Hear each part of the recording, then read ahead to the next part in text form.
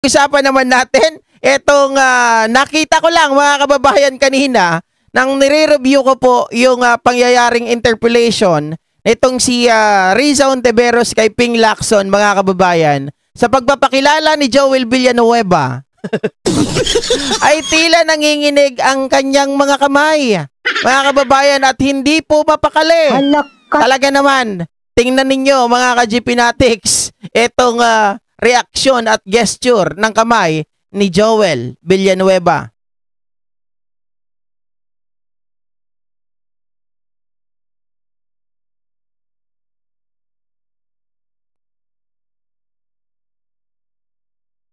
Mr. President, I move that we resume consideration of the privileged speech. Teka lang.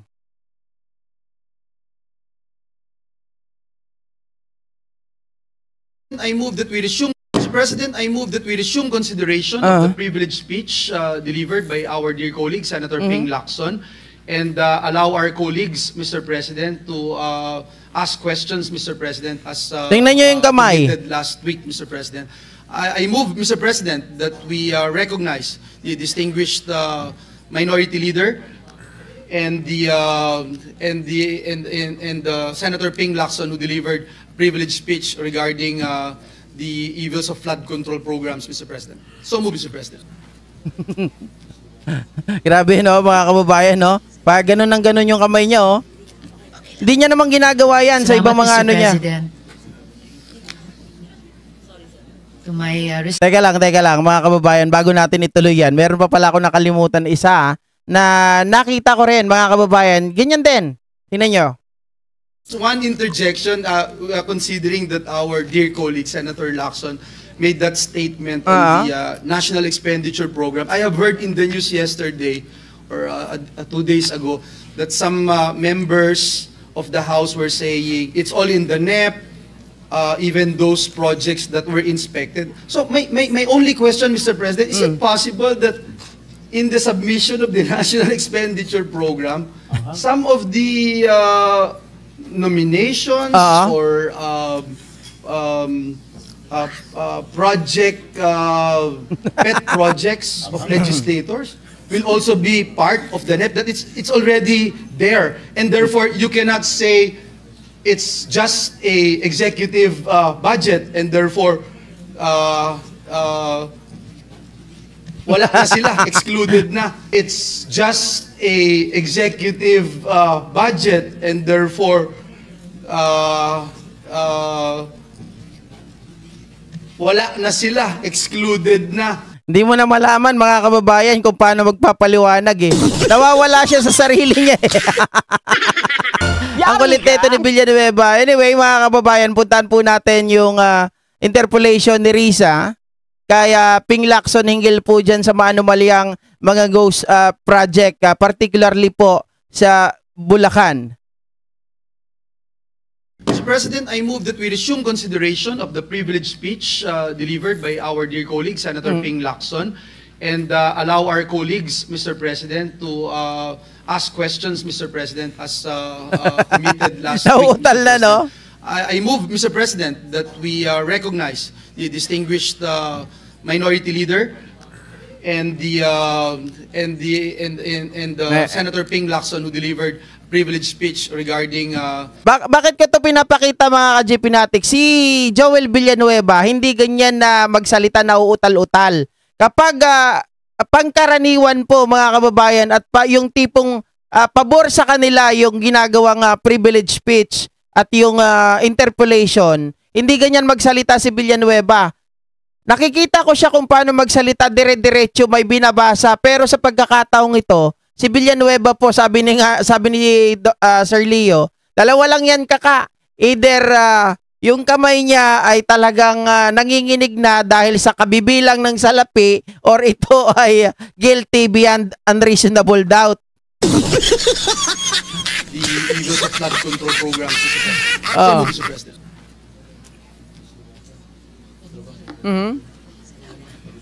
Ma'am Marlene Valencia. Salamat, Mr. President. To my respected colleague in the minority, maaari po bang makapagtanong din ng ilang mga tanong? Opo, to the distinguished lady from Capiz. Salamat po, Mr. President. Mr. President, sa privilege speech nyo, nabanggit nyo po yung mga questionabling proyekto na ipinasok sa General Appropriations Act. Paano po ba sinisigurado na yung budget na pinasok para sa mga proyekto ay napupunta sa piling contractors, Mr. President? DPWH po makakasagot niyan. Sila kasi nag-award. No? Sila yung may Bids and Awards Committee. Sila lahat yung responsable pagdating sa implementation. Sa atin po, yung oversight nga, na which is what we're doing now exactly, Mr. President. We're exercising oversight over those projects in 2024, 2025, even 2023.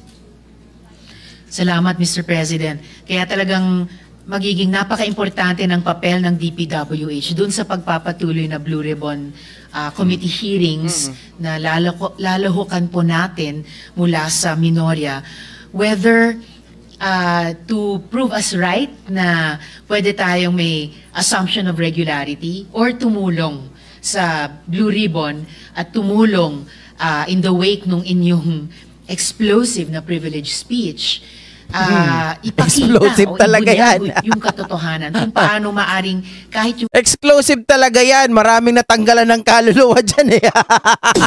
Umiwala yung mga kaluluwa nila sa kanilang mga katawan eh. Diba? At kung ano-ano mga paliwanag, mga kababayan, hindi pa nga tinatanong eh. Nauuna nang sumagot. Nauuna nang magpaliwanag. Nauuna nang ialis. I-distansya yung kanilang sarili sa usapin. ilang mga kawani or opisyal nila ay naging kasabwat pa Victor sa Manuel. katiwalian. With all the safeguards naman po sa ating bagong-bagong amyendang procurement reform law, sa modus na inilarawan po ninyo, Mr. President, sa inyong privilege speech, may mga contractor pa rin na nakakalusot. How are they therefore able to game the process? Kaninong approvals mula sa gobyerno ang kinakailangan ba nila para ma-fix ang bidding, makagawa ng less than standard projects at makatakas pa sa pananagutan, Mr. President? The real culprit here, Mr. President, is collusion. Without collusion, hindi po pwede mangyari ito. We Lapas encountered matima na. one DPWH official. Hindi ko na sabihin ko anong lugar, pero minor official po ito na nasa District Engineering Office. Okay. Ayaw nyo pong mag-sign off kasi member siya ng inspection team. Oh. Pagka may ganun, hindi makakalusot kaya merong isang ayaw makisama. So, the real culprit really is collusion. Pag nagkaisa-isa yung sindikato, patay na si Juan de la Cruz, Mr. President. Alang-alang kay Juan de la Cruz, sana, Mr. President, mabuhay yung ganyan mga minor members. At mabuhay si ng Leandro inspection team. Legarda Mabuhay Lebiste. si Leandro Legarda. Siguro mga kababayan, hindi na. Siguro labas ng labas dyan si Villanueva. Sayang, sana tinututukan si Villanueva. Yung isang camera dapat nakatutok sa kanya. Para nakikita natin yung pang-aasar ni Risa Ontiveros dito. Parang may naaalisan na naman ng kaluluwa eh. Di ba? Mga kababayan. Oh. Leviste. No, this is Opo, the Mr. first time that I President. heard na yung congressman mismo ang nagpa-entrap doon sa nagbabribe sa kanya. No? It's really a breath of fresh air. No? Hindi, talaga. No? Not because Senator Legarda is here. Oo. You know. Hindi ko kaano si Leandro, but I feel very proud of him. Ano? And I'm proud to be associated na at least colleague natin sa Senate yung nanay niya. Speaking as a fellow woman, maraming salamat po para doon, Mr. President. At sana nga po, yung nararamdaman po ninyo, Mr. President, na breath of fresh air, pag pinagsama-sama yung mga dumarami at lumalakas na efforts sa ngayon, yung sinight po ninyong website na nilaunch ng Office of the President, yung inyong privilege speech, Mr. President, yung pioneering effort ni Representative Leviste, yung pagpapatuloy ng ating Blue Ribbon Committee hearings, ay sana po talaga magkaroon ng isang kind of counter-collusion dito sa collusion na sinasabi nyo nga, Mr. President, na yun ang pinaka-culprit para itong mga krimen na ito and continuing crimes na ito ay hanggang ngayon, hanggang sa point in time na ito ay hindi pa effectively challenged. Baka tahimik talaga DDS dito. Tulong-tulungan lahat. Yes, dito Mr. sa President. Senado. If it's not asking too much, I would like to propose that the Sumbong sa Pangulo website be expanded to cover other infrastructure projects, hindi lang flood control. It will really help a lot because it helped us a lot in preparing our privilege speech. Ang laki pong tulong talaga. I can believe you, Mr. President, at sana agad maipahayag iyon ng ating PLLO sa Office of the President. Yun naman pong ilan sa contractor na sangkot sa flood control project scams ay hindi po first-time offenders, Mr. President, at na itanong na rin po ito sa inyo ni na Minority Leader at ni Senator Erwin din. Halimbawa, St. Gerard Construction na pagmamay-ari din ng mga diskaya, blacklisted na po nung 2020 pa lang, di po ba? Nung 2016 naman, nasuspindi sila, pero ayun na nga po, nagpalit na lang ng pangalan, nakakuha pa rin ng 400. Hindi na makadila-dila yan si Villanueva.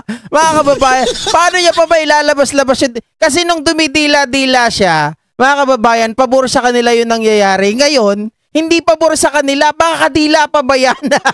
Baka nga, lunok na lang ng lunok ng lawa yan. Baka ganun na lang yan, o kaya labas ng labas yan, ihing-ihi na. 140 million pesos worth of contracts. At isa pang halimbawa, yun na nga pong Ed Marie. Hindi po ba na mayroon na yung track record ng serious contract violation? So, kita nyo na? meron po tayo ditong mga recidivist, mga repeat offenders, Mr. President. Yeah. What can I say, Mr. President? What can we say, Mr. President? So, ito po yung usapin ng blacklists. Tinalakay din nga po ni Minority Leader. How would blacklists work if, yun na nga, nagpapalit lang sila ng pangalan, Mr. President? Sa kaso nitong mga diskaya, mayroon silang St. Timothy, Alpha and Omega at St. Gerard nga na pinag-usapan nyo earlier. Tapos ngayon, lumalabas na may isa pa, Elite General Contractor. How would blacklists work kung nakapagtatayo lang din ang mga kontraktor ng bagong kumpanya para ikutan yung blacklist na yan? Totoo. At bakit pa tayo nag-blacklist? Tapos, nakakabalik lang. So, ang tanong ko po, Mr. President, how? How can we impose a true, effective blacklist kung saan yung mga abusadong contractors hindi na talaga makakuha ulit ng kontrata? At ito, napag-usapan nyo rin earlier, Mr. President, kay Minority Leader, hindi ba dapat sinuspindi na sila ng PCAB mismo, ng Philippine Contractors Accreditation Board? Di ba dapat may one-strike policy tayo? Or sila, yung PCAB mismo, Mr. President? Yes, I think, sorry, a closer coordination and cooperation, interagency, SEC, PCAB, DPWH, at least magkakaroon din ng checks and balances. Kasi siyempre magre-register yung corporation sa SEC or kung sole proprietorship sa DTI. So kung ma-check by way of good record check and background investigation, kung blacklisted, maski iba yung pangalan, matrace nila na pareho rin pala yung mga incorporators, huwag na lang nila i-register as a corporation sa SEC. Naku, ang lusot lang naman dyan, sasabihin nila. Hindi kasi namin alam na sila din yun. Paano? Kasabwat din yung mga nandun sa loob ng DPWH, nandun sa PCAB, di ba? Oh. So, a close coordination and cooperation between and among the different agencies of government. Huwag lang sila magkukulud. No? Dapat check and balance halip na collusion. Yan, dapat yan. Mayroon talagang yung one-strike policy. At the same time, dapat makita nila, mga kababayan, kapag ito ay nag-a-apply ulit ng lisensya, di ba? Or ano ba yung... Ano ba ang tawag doon, mga kababayan, in particular, na kapag halimbawa ay sila po ay na-blacklist, tapos nakakapag-palit lang sila ng pangalan, ayan na naman, same lang din yung mga, ano, di ba, korporasyon. So dapat kung makita yon at may implementation ng one strike policy at mahalungkat yung mga korporasyon na yan na sila lang din, yung mga nandyan, dapat dawit sila, mga kababayan, hanggang sa kaduluduluhan nung korporasyon na blacklist, di ba? Dapat ganon, suyod na suyod.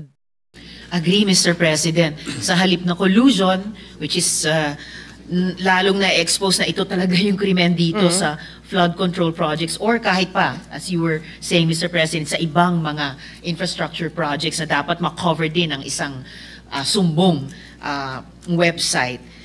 Maigi nga po kung may interagency coordination. Also to make each and every agency in that group an honest broker. Kung alam po ng PICAB na ngayon po sa interpellations na ito, nagkakaroon tayo ng duda kung nandun sila sa isang interagency body. Tama po kayo, Mr. President, mas makaka-check and balance pati sa isa't isa sa pagganap ng kanilang tungkulin. Pagdating naman po sa proseso ng post-construction phase, ito na pag-usapan nyo rin with Sen. Erwin, hindi ba dapat nakatutok ang COA dahil sa mga multi-million projects na ito para mapigilan ang katiwalian? Kaya lang nga po, Mr. President, lumabas nga po sa balita over the weekend na ang asawa ng isang COA commissioner ay nakakuha di umano ng humigit kumulang na 200 million pesos worth ng flood control projects. Grabe naman, kaya pala hindi naiimbestigahan eh. Diba? Hanggang kaduluduluhan, hanggang COA, meron palang kasabwat. Yari ka! Paano nga mag-iimbestiga yun sa katiwalian? Sila rin pala ang isa sa mga kasabwat at nakatatanggap. Milyones ba naman? Ibig sabihin, so ito, umaalingaw sa isip ko, Mr. President, yung termino yung collusion, yung mismong opisyal ng ahensyang na atasan i-audit ang mga proyektong ito, ay tila may connection sa modus ng flood control. So, paano kaya, Mr. President, Well, Mr. President, nabanggit ko rin ito sa aking privilege speech.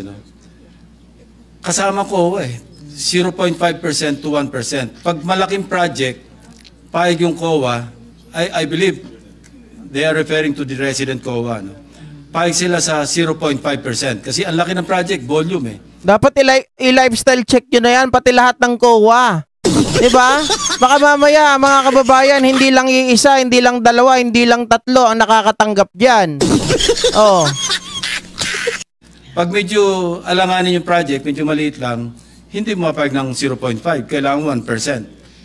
So kung kasabot pati yung COA, kasabot yung inspector team, kasabot yung district engineer, patay. Kasabot yung project engineer, patay. Naloko na, Mr. President. Wala ka na talaga makikita. Mr. President, may layers of collusion pala na pinipeel away lang. Ngayon. Well, you know, Mr. President, coming from law enforcement, ako laging ang aking, where I'm coming from, gusto ko talaga merong certainty of punishment. Kasi pag hindi napaparusahan, lalong na-embolden, at the same time, lumalakas sa loob ng mga susunod, correct. Nakakalusot naman gagaya na rin ako. Pero kung merong maparusahan, mag-iisip na maraming beses yung susunod. Mahirap na yan. Merong naparusahan, merong na-convict, merong nakulong. That's the problem, Mr. President. I agree, Mr. President. Yan ay problema at kaya na kikiisa ako sa panawagan nyo, Mr. President, na nabasa ko, narinig sa media recently na dapat talaga may kahit siguro isang malaki na mapanagot dito sa flood control scam na ito bilang deterrent nga for future crimes or criminals to think to commit such crimes. Nakikisa ako dahil yan din ang paniniwala ko sa pinakamabisang deterrent sa krimen. Kahit pa sa pananaw ng restorative justice, ito ang pinakamalakas na deterrent ay yung certainty na yung gagawa ng krimen ay mahuhuli, maiimbestiga siya kapag at mapoprosecute at kung guilty siya ay masisentensyahan, mapaparusahan. Marami talagang mga kababayan, mga ka-GPnatics na talagang nabubulag pagdating sa pera. Siyempre milyones 'yan mga kababayan, kaya mahirap din hulihin itong mga ito dahil kutsabahan. 'Di ba? Bago pa magkaroon ng investigasyon, nililinis na nila 'yan. Baka yung nag-i-inspect, 'di ba sabi nga ni Lacson kanina, isa rin 'yan. Baka syempre pag nag-inspect 'yan at nakita nila na yung ire-report ng tao ay nakita namin kulang sa bakal, nakulang sa semento tong mga project na to. O nakita namin wala namang project pala doon. 'Di ba? Hindi namin nakita yung sinasabi nilang project na ganito, mga kababayan, no? Sa inspektor. Mamaya yan, para hindi ka magsalita, tapal, 'di ba? Tatapalan ng malaking pera, ayun na. Tapos yung report, eto okay naman pala to eh. Wala na. Huling tanong ko na lang po, Mr. President. May paraan, dahil pinag-uusapan natin layers of collusion and therefore dapat layers of accountability. May paraan ba para mahabol ng gobyerno yung mga contractor at i-compel sila na tapusin ang kanilang mga proyekto at their own cost? Magkano po ang porsyento na napupunta ulit sa warranty or performance bond para sa mga nasira? Yeah, 10%. Ang laki. So, anong pagwawasto o indemnification ang maaaring singilin laban sa mga contractors na may mga proyektong nasira, Mr. Tama, mga kababayan, ibig bang sabihin ayaw nyong parang ang dating sa akin, mga ka-GP natin, pag may mga ghost project at hindi nakita nyo, dapat singilin sila. 'Di ba? Dapat habulin, either tapusin nila yung proyekto from their own pocket or, mga kababayan, ikulong nyo itong mga to. Kapag hindi po nila ginawa, natapusin yung mga proyekto na hindi naman po nangyari. 'Di ba? President. Depende sa violation, Mr. President. Kung obvious naman, lalo na kung ghost project, alam nga namang i-repair lang nila yung ghost project nila. Dapat yon talagang prosecution kaagad ang katapat. Opo. Alam nyo, Mr. President, sa privilege speech nyo at lahat ng mga sumasabay na developments, nagkakaroon tuloy ng bagong kahulugan ng ghosting. Hindi na lang po sa mga personal na relasyon, pati po sa relasyon dapat ng gobyerno at private sector sa ating mga mamamayan. Dahil tama pong sinabi nyo, Mr. Naalala ko, naipasok mo yung ghosting, naalala ko tuloy kahapon. Yung mga contractor daw dyan, tapos yung mga, sila daw ang ihalaw nyo sa simento. Para literal, na sila yung magpapatibay dun sa mga proyekto na yan at sila na rin yung magbabantay as a ghost. Diba? Mr. President, ang perang ginoghost dyan sa mga proyektong yan ay galing talaga sa buwis ng mamamayan. So, in closing, Mr. President, lubhang nakakabahala ang tila sabuatan, collusion nga, na nagaganap sa pagitan ng iba't ibang ahensya ng gobyerno para makakubra at makalusot sa modus ng flood control. Mula sa mga baluktot na contractors na gumagawa ng substandard at ghost projects, sa mga opisyal na mga ahensyang naatasan mag-implement ng mga proyekto na pumoporsyento naman sa mga proyekto, ang ibang mga politiko o nagtangkang maging politiko. Oy, ang mga politiko! Yari ka, Joel! Yari yung mga may kinalaman dyan sa mga ghost mga project tawag dito mga kababayan? Nakalimutan ko bigla. Ghost kasi ako ng ghost. Flood control projects, di ba? Unahin nyo na si Villanueva para pangalanan nyo na kaya. Yari ka! Nakikinabang sa pondo ng bayan. Hanggang pa sa ilang taga-COA na dapat nire-review ang mga kontrata nito pero tila naging kontratista rin. O mga PICAB na kailangan pang patunayan sa Senado, sa Blue Ribbon na ginagawa nila ang kanilang tungkulin talaga. Marami pong salamat muli, Mr. President, Senator Lacson. Mahirap ata daw tanggihan yung pera eh. Diba? Siyempre nga naman, biglang yaman ka doon, mga kababayan. O kahit magretiro daw sila, marami na silang yaman. Meron na silang aasahan. Kaya ngayon, yung taong bayan, sila po, mga ka-GPnatics, ang nawawalan. Yari ka! So hanggang dito na lamang mga ka-GPnatics at magandang gabi po muli sa inyong lahat. Mag-ingat po tayo, mga kababayan, at magkita-kita tayo sa mga susunod na live stream at mga uploads natin. Bye guys! See ya! I-firing squad na raw si Joel. Talagang pinag-iinitan nyo si Joel, mga kababayan. Hanggang sa mga susunod na balita, paalam, pansamantala, mga kababayan.